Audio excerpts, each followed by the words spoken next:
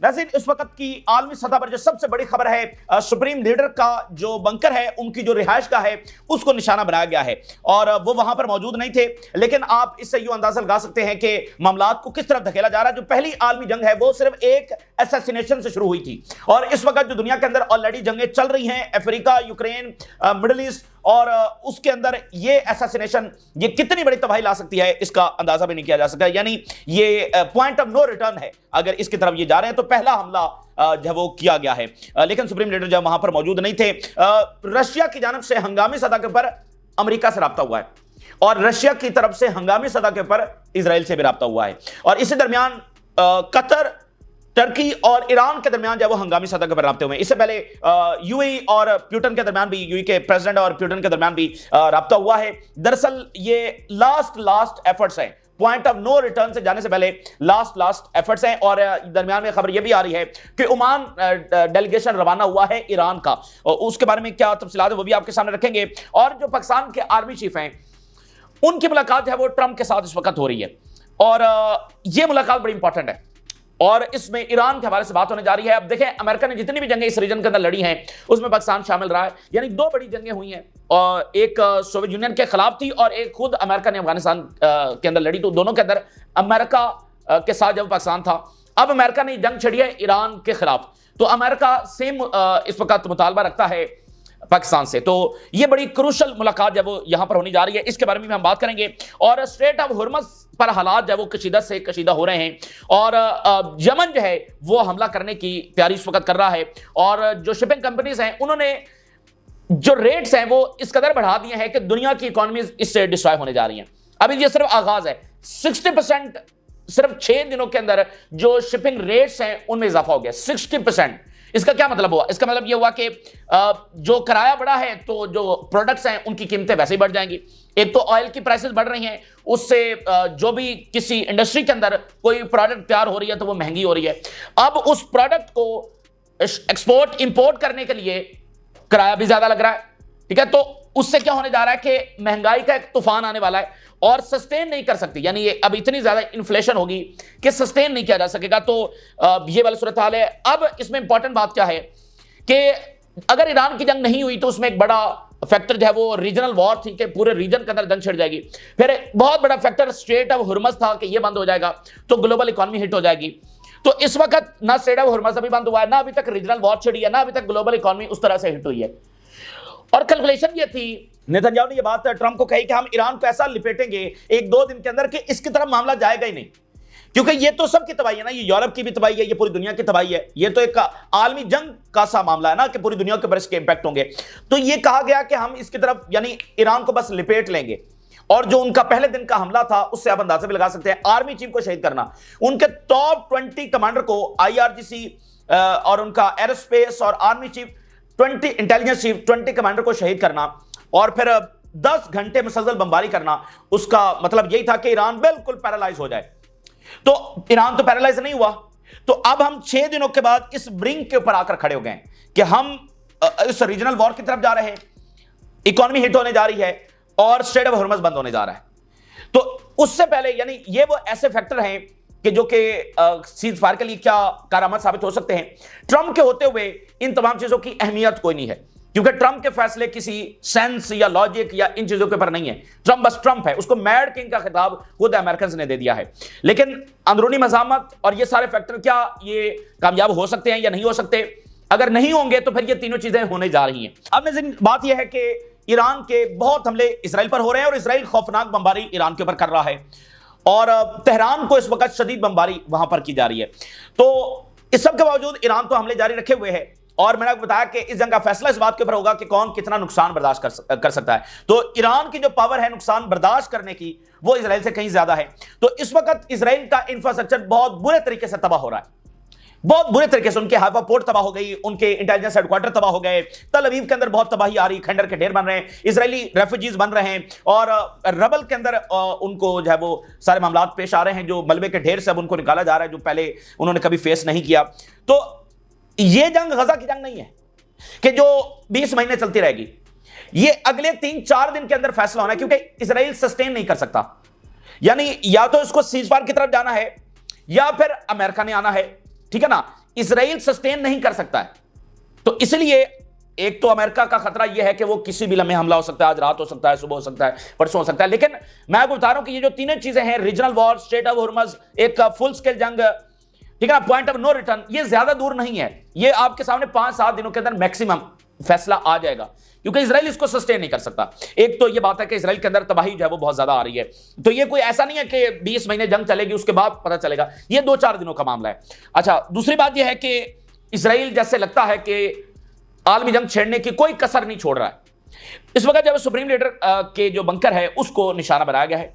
आप जरा इस मैडनेस का अंदाजा लगाइए कि सुप्रीम लीडर को अटैक किया गया है, उनको असैसिनेट करने की कोशिश की गई है। पहली आलमी जंग एक असैसिनेशन ही से शुरू हुई थी। और आप देखिए कि नेतन्याहू जो है ये किस तरह का प्रोपेगेंडा कर रहा है। ये अमेरिकन मीडिया के ऊपर बैठकर ये कह रहा है कि अगर सुप्रीम लीडर को असैसिनेट कर दिया जाए तो उससे जंग रुक जाएगी। ठीक है, ये याहिया सिवार के बारे में यही बातें करते थे, बाकियों के बारे में इजराइल यही बातें करता था। तो वो तो सिर्फ एक गजा था, एक छोटी सी तंजीम हमास थी। ये ईरान है जिसके साथ रशिया खड़ा है, चाइना खड़ा है, रीजनल ममालिक खड़े हैं। और ईरान वो नहीं है कि वो कोई मिनटों में खत्म होने जा रहा है या उसके पास कोई मिसाइल पावर नहीं है। वो उनके पास कई महीनों तक लड़ने की सलाहियत है, लाखों उनके पास ड्रोन्स है और थाउजेंड्स ऑफ उनके पास मिसाइल हैं। और जब जंग होती है तो आपकी मिसाइल प्रोडक्शन या आपके वेपन की प्रोडक्शन बहुत तेज हो जाती है और सप्लाई भी उनको तेजी के साथ आ रही है। तो इस तरह का एक वाकया तो वो कितनी बड़ी तबाही है वो ला सकता है, यानी उन्होंने ये करने की कोशिश की है। और इसमें बड़ी एक और इंपॉर्टेंट बात छुपी हुई है। अगर अभी तक न्यूक्लियर नहीं बना तो एक शख्सियत की वजह से नहीं बना, और वो सुप्रीम लीडर हैं, क्योंकि इन्होंने फतवा जारी किया हुआ है कि ये इस्लाम की रूह से जायज ही नहीं है, क्योंकि ये वेपन ऑफ मैस डिस्ट्रक्शन है। तो हमारी दाद ये है कि जो सिविलियंस हैं उनको हम हिट नहीं करते, हम सिर्फ मिलिट्री से लड़ेंगे। तो न्यूक्लियर में तो सिर्फ मिलिट्री नहीं ना होगी, तो ये वेपन ऑफ मैस डिस्ट्रक्शन है, हम इसको जायज नहीं समझते। ये उनका फतवा मौजूद है।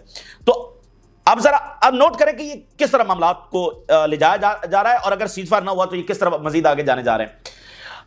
सुप्रीम लीडर अगर खुदा न खास्ता उनको कुछ हो जाता है तो फिर ये फतवा, यानी नई लीडरशिप आ जाएगी ना, तो फिर वो अपने हिसाब से जब फैसले करेगी।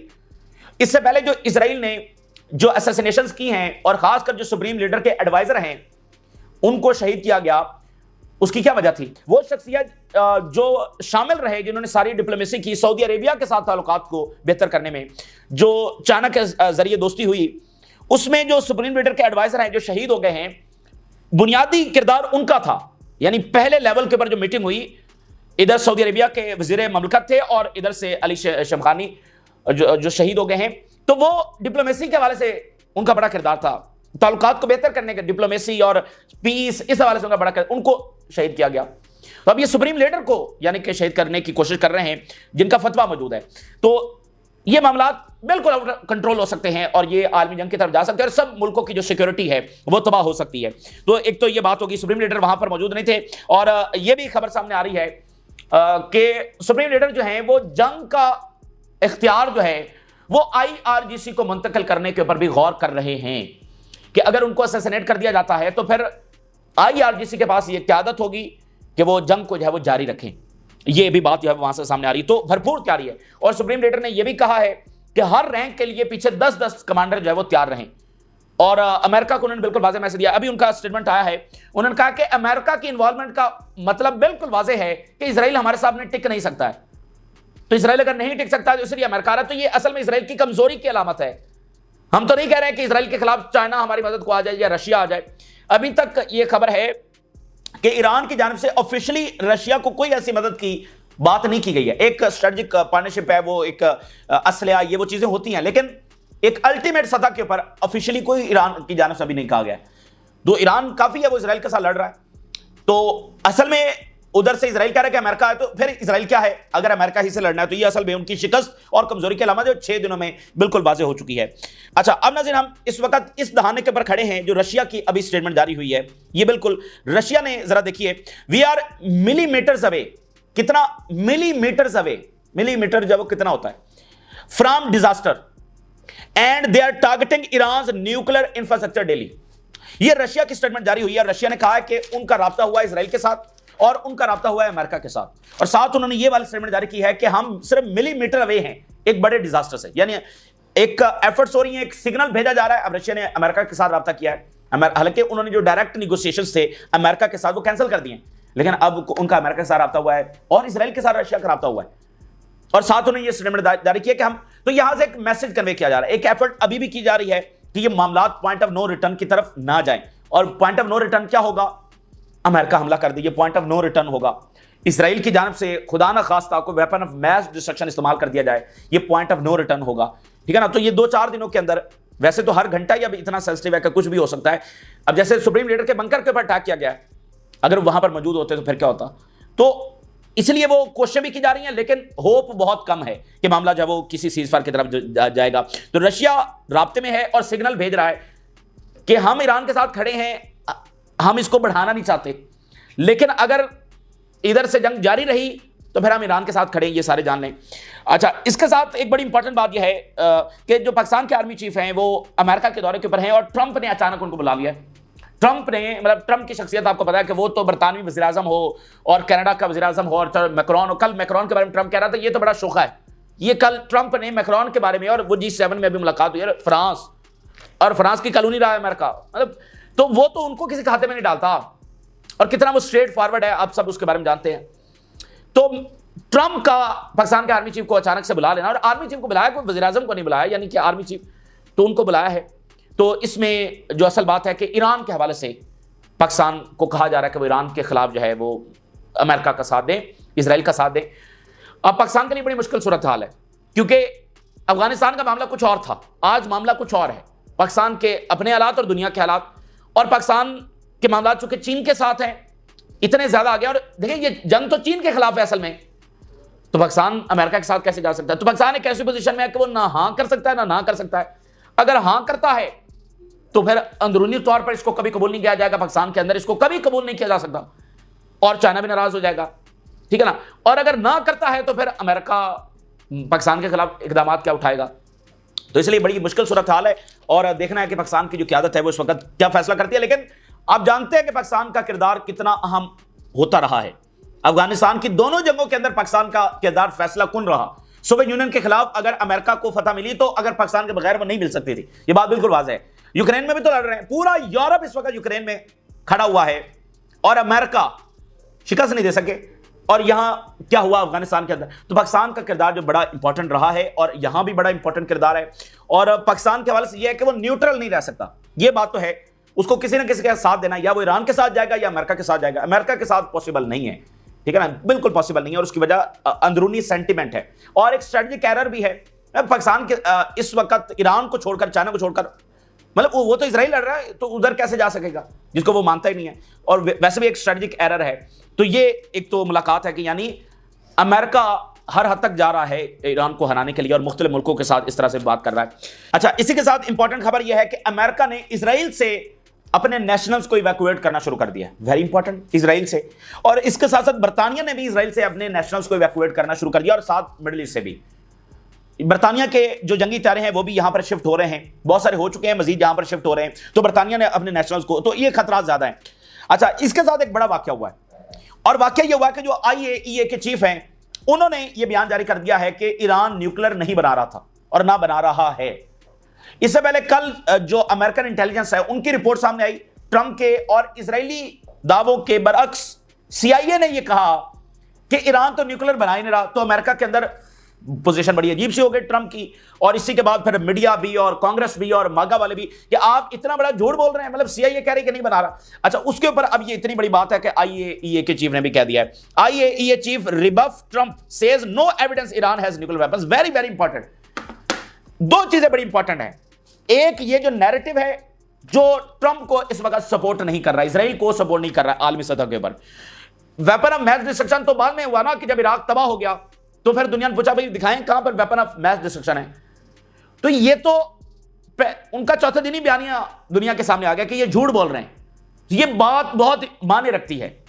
और दूसरी बात, ईरान की ऑफेंसिव जो कैपेबिलिटीज हैं वो कितनी देर मिसाइल फायर कर सकते हैं, ये दो बातें जो है वो बहुत ज्यादा इंपॉर्टेंट है। और इसके साथ इंपॉर्टेंट खबर यह है कि नेतन्याहू की कुछ देर के अंदर जो है वो मीटिंग होने जा रही है कि अमेरिका ज्वाइन करने जा रहा है इसराइल को। The Times of Israel, Netanyahu to chair security cabinet this evening as Israel wants Trump decision on whether to join the operation. ठीक है, अमेरिका ज्वाइन करने जा रहा है नेतन्याहू की, इसके ऊपर जब वो मीटिंग होने जा रही है, तो ये बड़ी इंपॉर्टेंट बात है। अच्छा, अब यहां पर जो बड़े राब्ते हो रहे हैं, उर्दगान की कॉल जो है वो हुई है ईरान के सदर के साथ। ये कल भी उर्दगान की कॉल हुई थी प्यूटन के साथ, और फिर ईरानी सदर के साथ राब्ता हुआ था। आज फिर उर्दगान की जब ईरानी सदर के साथ कॉल पर बात हुई है, और टर्की ने मुख्तलिफ इकदाम उठाए हैं कि अगर मामला आगे बढ़ता है तो फिर तुर्की आगे क्या करने जा रहा है, उसने भी इकदाम उठा दिए अगर रीजनल वॉर छिड़ने जा रही है तो। Iranian president to Turkish counterpart resuming nuclear negotiations with the United States only possible if Israel's aggression in the region is curbed। अब ये वो बात वही सीज़फायर वाली हो रही है, यानी एफर्ट जो है वो पॉइंट ऑफ नो रिटर्न से बचाने की हो रही है, विच विदाउट के ट्रंप के होते हुए अब यहां से वापस आना क्या पॉसिबल है या नहीं, अगले 1-2 दिन जो है वो बताएंगे। लेकिन एक कोशिश जो है वो की जा रही है। साथ we have taken all necessary precautions against the potential repercussions on Turkey as a result of the Israel and Iranian conflict.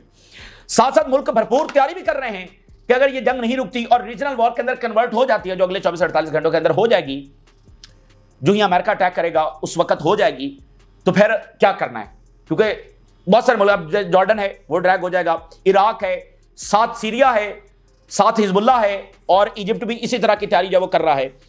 अच्छा, इसके साथ जो है वो कतर का राब्ता हुआ है। कतर ने कॉल की है ईरानियन प्रेसिडेंट को, ठीक है ना, और कतर के जो प्राइम मिनिस्टर हैं, कल उन्होंने बड़ी इंपॉर्टेंट स्टेटमेंट जारी की, काफी लंबी चौड़ी स्टेटमेंट थी, और उन्होंने बड़ी खुलकर बातें की, और उन्होंने कहा कि हम किसी सूरत खामोश नहीं रह सकते जो ईरान के साथ हो रहा है।